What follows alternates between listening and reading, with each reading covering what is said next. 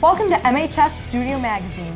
Coming up on today's show, MHS Behind the Curtain, we have an in-depth interview with departing Redhawks football coach, Coach Dawczak. Do you have the winter blues? Find out how to improve your mental outlook with our MHS tip of the day. In our RedHawk review, we take a look at the Taylor Swift Eras Tour. We'll show you what's going on at Marist today after most students and faculty go home for the day. Our varsity dance team has qualified for state competition. Our sports analysts talk about that and more in MHS Sports Corner. And in MHS Talking About, what do you think about the use of AI in schools? Hello, and welcome to MHS Studio Magazine. I'm Erin Trapani. And I'm Leo Hughes. This show is created by broadcasting students and members of the Broadcasting Club here at Marist High School. Our goal is to give viewers some useful and interesting information, all relative to the Marist High School community. Now, let's begin with our first segment. From apps you can chat with to helping with homework, the use of AI is exploding right now. Student journalist Trinity Eady has a great article on the pros and cons of AI at our MHS Media website. Here's something interesting. She conducted a poll that found out of all 4 years at Marist, freshmen are most likely to use AI. So, in today's MHS Talking About, we asked the question, what do you think about AI in schools?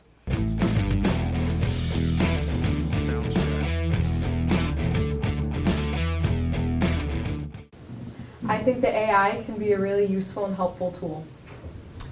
I think it can be good, but some people use it for bad, like cheating or writing their papers even. I think that it can be helpful for trying to get your ideas flowing. I think it can be very useful for research and useful in general, especially when not abused. I think it can be good for studying and research. I think AI is bad because it's too easy to abuse. I mean, I really don't know. I personally don't use it, but I know some other people do, so if it's good for them, I guess it's fine. I think AI can be very useful because if you don't have a question that no one else can answer, you can ask it and maybe you can get an answer. You can read the full article about AI in schools on the MHS Media website. That's mhsmedia.marist.net. Okay, our next segment is called MHS Behind the Curtain, where we dig deeper and get to know a key member of the Marist community. Today, we talk to someone who has made a huge impact here at Marist and is about to shift roles. We interview Coach Dawczak, who is leaving his football coaching days, but not leaving Marist.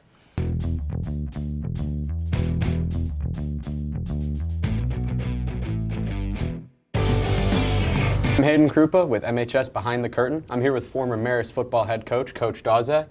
So, Coach Dawczak, you finished your tenure at Marist with the highest win percentage in school history as a head coach, 7 seasons, 6 playoff appearances, and 3 8A semifinal appearances. Some may be partial to call you one of the greatest coaches in Marist history. So just how does that feel to hear all that about your time here? It feels good. I stepped into a great position. Coach Dunn had built, the head coach before me, had really built the program into a powerhouse program, and things were already in place when I stepped in. So it was an easy transition for me. You know, we had some early success, and we continued that success. So it's great. You know, those accolades and the things that we've accomplished over the 7 years that I've been here, I'm really, really proud of. The structure was already in place, and the kids that were already in the program and the kids that I was able to bring in continued the high level of success that was set before them. So it feels good to be able to look back on the 7 years and be proud of everything that we accomplished. Yeah. Like I said, like you mentioned too, 7 seasons as a head coach. That's quite a good time here. But it was one hell of a ride, I'm sure. But what ultimately was it that kind of led you towards stepping down from your role as head coach?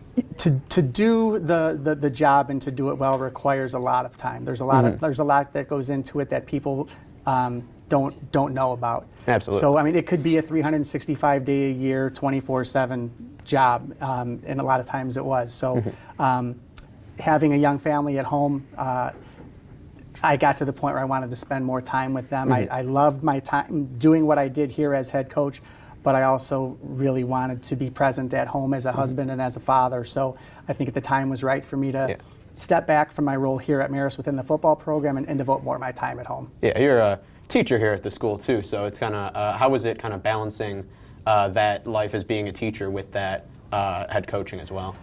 So I was given the option when I took over as head coach to remain in the classroom or I didn't have to teach. And I chose to work in the classroom, teaching, and I'm really glad that I did because there's a lot of stuff that goes on, in my role as head coach, and being in the classroom for 45 minutes a day gave me a break from all the craziness and the things that come with football, and it allowed me to kind of step back and interact with kids that I would never have gotten a chance to meet if I was only the football coach. So I really enjoyed that. I liked being in the classroom, interacting with kids that I might not have gotten to know at all if I was only the football coach. So for me, it fit. I wanted to be in the classroom, and I loved being a head coach. So it was the best of both worlds for me. Yeah, sure. So were you then also a teacher beforehand at Marist when you were in the staff, not as a part of the head coach? So I was a full-time teacher in the science department. I taught chemistry, I've taught environmental science here as well. So I was a full-time teacher and a lower level football coach. And then when I took over as head coach, I cut back in the classroom, but I still wanted to have that one. Yeah. So obviously, I'm sure you're a big football guy. You know some of the greatest rivalries in football: Chicago, Green Bay. There's Michigan, Ohio State. But of course, there's always Marist, Brother Rice as well.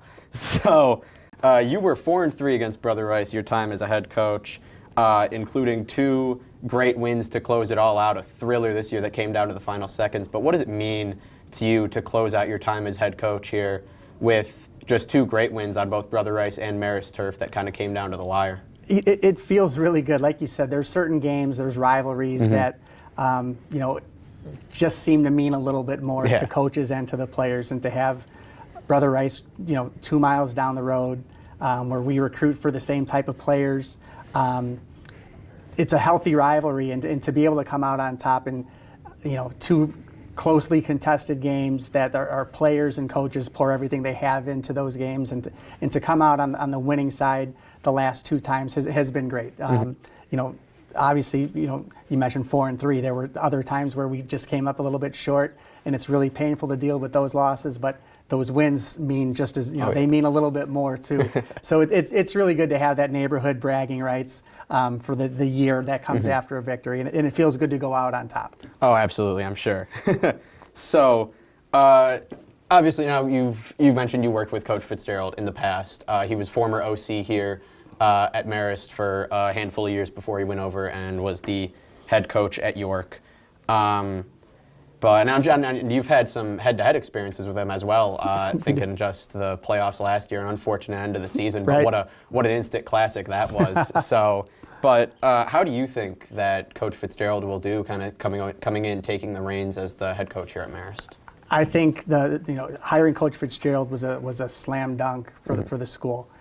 He is a phenomenal coach. He is very, very sharp. He knows the game very, very well. The fact that he's been a head coach and had the success that he had at York is a testament to what type of coach he is and his ability to build a program. So our current players are in great, great hands. I think Coach Fitzgerald proved, this was his first job coaching out of college, was coaching here at Marist, calling the offense. He went on to do great things at some other schools, and to have him back here as the leader of the football program, I'm really, really excited to be able to see what he, to be able to do things above and beyond what we've already accomplished. I think he's a great coach. And like I said, our kids are in great hands, and the future is very, very bright for Marist football. Yeah, so the media, too, has had very high praise for this hire from Marist. Yahoo Sports said a home run hire for Marist. So but obviously he had a very successful tenure at York as well, but he came jumping to Marist right away. So does it mean more at Marist, would you say? The one thing that this place is it's really special.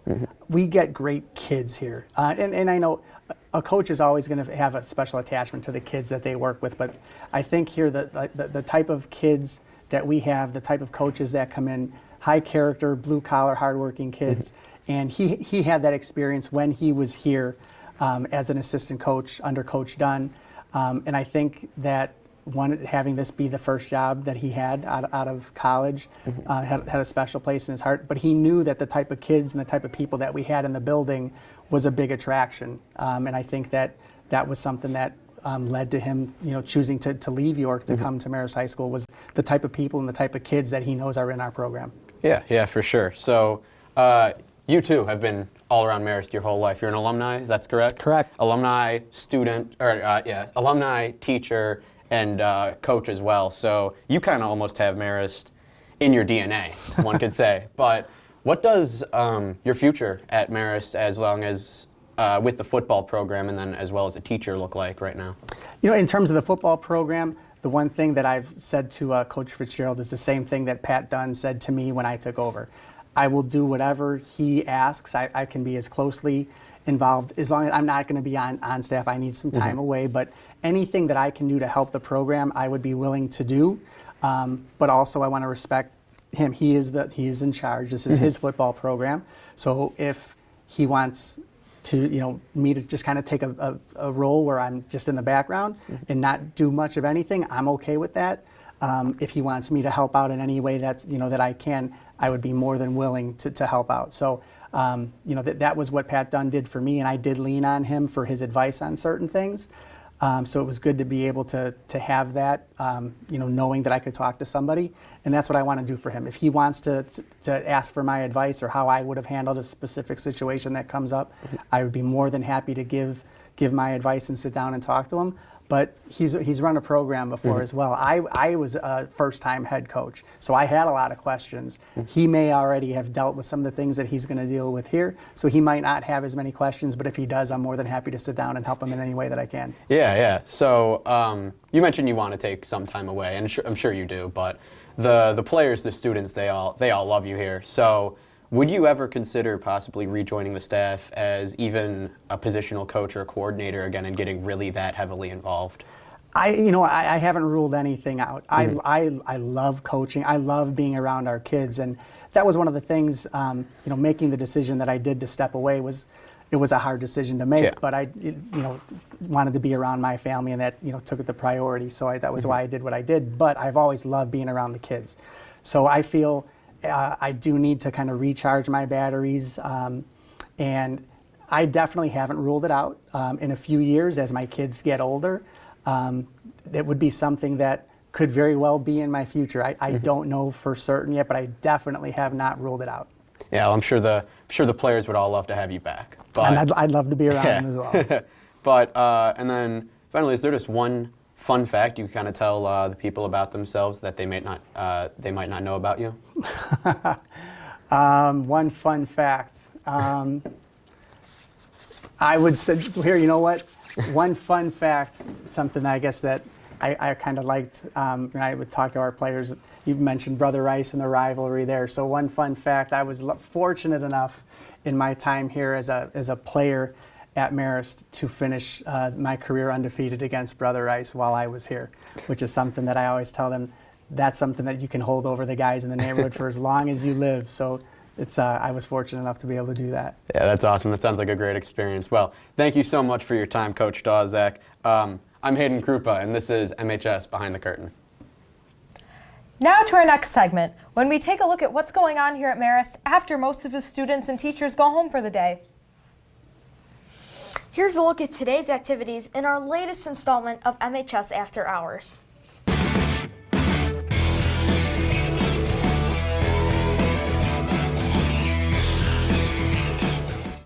Hi, I'm Molly Haynes here with the math team. What are you guys doing here? We're practicing for regionals coming up. What type of problems are you working on right now? Algebra 1 problems. Nice. I'm Molly Haynes with the math team. Hey Redhawks, we're here with our varsity Palms team. Where are you guys heading off to right now? State. Do you guys hear that? Oh my goodness.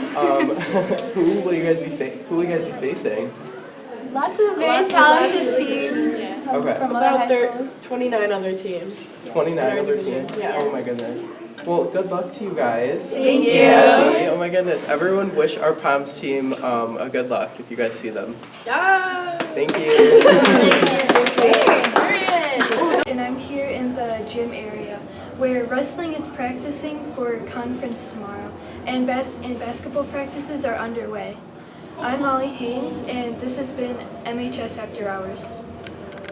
Did you know that we have a really cool class here at Marist that allows students to solve high-profile murders? Yes, I've heard of it. It's our forensics class, and it's quite popular. Students get to search for clues in cases including John Bonet Ramsey, John Wayne Gacy, and O.J. Simpson.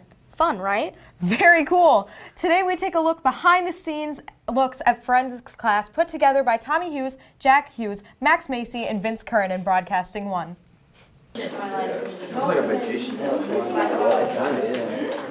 I took forensics class junior year for my science, and overall I loved the class. I thought it was super fun, and I thought the lesson plans and cases we studied throughout the whole year were super fun cases for everyone. And overall, it's probably my favorite science I took. I think I would recommend it to every student who should take it because I think they would enjoy the lesson and overall the curriculum that you learn every day in class. Forensics is like you investigate crime scenes and you like learn about different things with different like people who were in murder cases and stuff like that. It's not super heavy on work, but it's enjoyable to where I could like enjoy my peers throughout the class. I just can't get I'm not a murder person. I like forensic science because it's interesting, and I also like the teacher.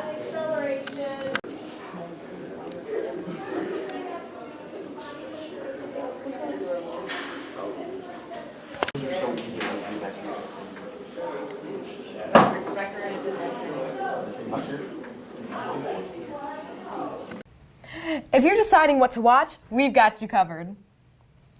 Next, we examine a movie or show currently streaming to help you decide whether it's worth the watch. A critique of the Taylor Swift The Eras Tour in our RedHawk reviews. Hi, I'm Meg McGinnis with RedHawk Reviews. Today we're taking a look at the Taylor Swift Eras Tour movie, which is currently running in theaters. I saw this movie last week and I loved it. However, I'm a little biased because I'm a huge Swiftie. I saw the Eras Tour live and it was an amazing experience. If you're not a fan of Taylor Swift, this movie is not for you. I liked how the movie was shorter than the actual concert and the costume changes were cut out. That made it easier for the audience to sit through, especially because there were a lot of younger viewers. The theaters went all out by making friendship bracelets, selling Taylor Swift popcorn buckets and drinks, and setting up a backdrop for pictures. The theater was a really fun environment because everyone was singing and dancing. The concert tickets were outrageously expensive and very difficult to come across because they were selling like crazy. A lot of diehard Taylor Swift fans couldn't even attend the shows, and they were outraged. This movie is a more affordable way to experience the Eras Tour magic. On a scale of 1 to 5 RedHawks, I give this a 4. Do you agree with her review? Yes, I agree with most of her statements. I'm a huge Swiftie, so I totally agree with her. Big congrats to our Marist varsity dance team who qualified for state. They'll next compete in the IHSA Dance State Tournament. Our Marist sports analysts are talking about that and more. Let's head over to MHS Sports Corner.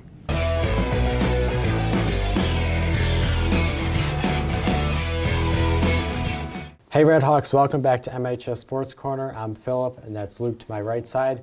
We got some big news to talk to you about today. The Marist dance team is going to state. Marist basketball with a big win. We have some NFL news for you, and then some NBA news. But first, we're going to start out with the Marist dance team. They are going to state. Yeah, that's going to be very exciting. I believe they went to state last year too, and that was really exciting.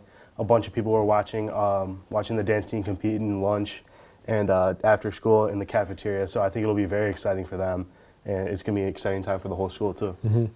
Next up, we got Marist basketball. Obviously, a big win in their last game here. So where do you think they are right now in the season? Obviously, the season's kind of winding down. Probably February, I think it would end probably. But what do you think of them so far in their entirety of their season? I think their last game they played Viator and they won. So I heard it was a big game for senior Darshan Thomas. He scored 20 points, had a lot of rebounds in that win too.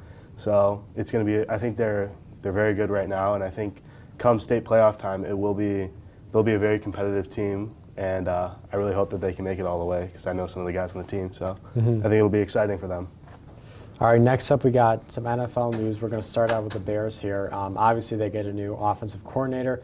They fired Luke Getsy, so hopefully maybe a new direction for whoever is going to be the quarterback next year. Is that going to be Justin Fields, Caleb Williams, someone in the draft, someone they trade for, free agency? There's a lot of possibilities here, but obviously some people's crazy it is would have wanted Getsy to stay if Fields was going to stay, so he's not in a different system. But what's your opinion on the firing of Getsy and then the hiring of this new offensive coordinator? I think that the new offensive coordinator is a very good hire. I mean, he coached up players like Russell Wilson, coached up Geno Smith, so I think that both of them have very similar-ish play styles to Justin Fields. So I like that they kept him, that they got him, and maybe Justin Fields can make another leap forward this year. Mm-hmm. So, where do you think? Well, first off, who do you think they'll stick with after this new hiring, and where do you think their direction should be going into free agency? I think that they should stick with Fields. Fields hasn't really been. He's shown a lot, but he hasn't been. He's shown a lot, but he hasn't really had the opportunity to show a lot because he's had different offensive coordinators, different talents around him. I think with all the talent around him, he'll take a really big step forward this year. And then with the draft and free agency, we just surround Fields with weapons and more protection. And I think that he'll make a pretty big leap forward this year. All right, so we got conference championship games here. Give me your predictions. We have Lions and then 49ers, and then we have Ravens and then Chiefs in the AFC. So who do you think will be going to the Super Bowl?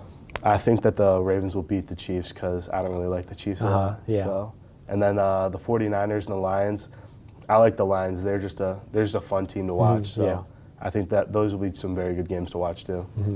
All right, next up we got NBA basketball here. Obviously the Bulls, they started out the season pretty rough actually. They dealt with some injuries here. Obviously Zach LaVine. The trade deadline is coming up, but they have really rebounded well, in my opinion. They're up to, I think, they're probably 3 games, I think, right now under 500, or they're around 500 right now. So where do you think their direction is going forward in the season? I think they've been playing well without Zach LaVine. So in my opinion, I think if you can play well without one of your star players, you could trade him and get some more help off the bench to relieve some of your star players like DeMar DeRozan and maybe Nikola Vucevic. So I think that we should trade him, get some bench pieces, maybe one or two capable starters for him, and I think I think that will help the Bulls maybe propel forward, maybe a playoff push. So I think that would help them. 100% now. We actually just got news just last week about the White Sox are looking at a new stadium. It's the 78 neighborhood in Chicago. So do you think it'll happen? I'm really excited. I hope it happens because I think it'd be great. But, obviously nothing really exciting ever happens with them. So give me your opinion. Do you think it'll happen? It's hard to say if it will happen, but Yeah. I'm so excited if it will. If it does happen, I'll be so excited because it's right on the Chicago River. And if someone hits a home run it's far enough, it'll go into the Chicago River with that stuff. And it'll have a view of the skyline. So I think it'll be a very cool venue if they end up building it. But that's only if. Yeah, so. exactly. If, big word. Yeah. All right, thanks for watching MHS Sports Corner. I'm Philip. That's Luke. Fly high, Redhawks. Many of us are in the middle of a winter slump, right? Yep. It's that time of year when the weather is lousy, we don't see a lot of sun, and it can get a little depressing. Our final segment features a simple tip or life hack that can make your life better. We tackle the topic of how to get rid of the winter blues and improve your mental outlook in our MHS tip of the day.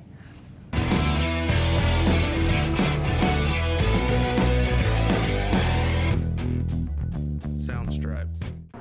Hi, my name is Grace Josh and I'm here with the tip of the day.